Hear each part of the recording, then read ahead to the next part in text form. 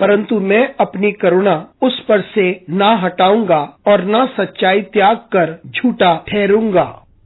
सोमवार 13 फरवरी 2023। आज के मनन के लिए मैंने आप ही के लिए चुना है फिलिपियों अध्याय 1 और उसका 24वां वाक्य। परंतु शरीर में रहना तुम्हारे कारण और भी आवश्यक है। आपका दिन आशीषित हो। जब हमें परमेश्वर की सेवा करने की बुलाहट मिली है तो ये हमारी सारी इच्छाएं या किसी भी चीज से भी ज्यादा महत्वपूर्ण है। आइए इस वाक्य पर मनन करते हैं। आज की सुबह का विषय है हमारी इच्छा से भी अधिक।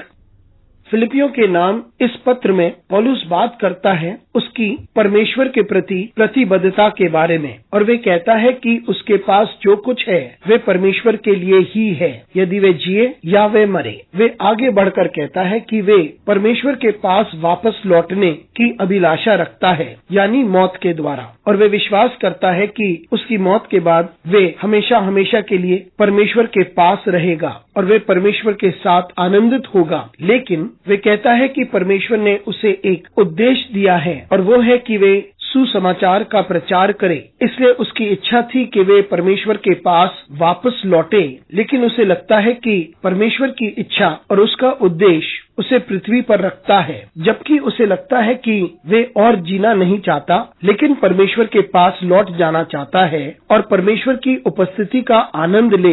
वे कहता है कि उसकी इच्छा से भी अधिक यह महत्वपूर्ण है कि वे परमेश्वर को महिमा दे और जो उद्देश्य परमेश्वर ने उसकी जिंदगी के लिए दिया है उसे वे पूरा करे। और अब ये उसकी इच्छा है कि वे वो कार्य करे जो परमेश्वर चाहता है। इसलिए वे परमेश्वर की इच्छा को प्राथमिकता देता है, ना कि अपनी, और इस प्रकार से वे सेवकाई में है और यह उसका जुनून है कि वे परमेश्वर को महिमा दे। मित्रों, हमें से बहुतों के पास बहुत सी चीजें हैं जिसकी वजह से हम इस पृथ्वी में उलझे हुए हैं। हमें से बहुतों को टूटा हुआ महसूस होता होगा, उदासी छा जाती है और हम अपने आप को बिखरा हुआ महसूस करते हैं, और बहुतों को लगता है कि जिंदगी ही एक बोझ बन गई है, और बहुतों को लगता है कि चुनौतियों की वजह से वे अपनी जिंदगी को आगे नहीं बढ़ाना चाहते और वे सिर्फ परमेश्वर के पास जाना चाहते हैं। लेकिन ये जानना जरूरी है कि परमेश्वर एक उद्देश्य रखता है, उसी ने हमें इस पृथ्वी पर समय दिया है और वे अवश्य हमारी सहायता करेगा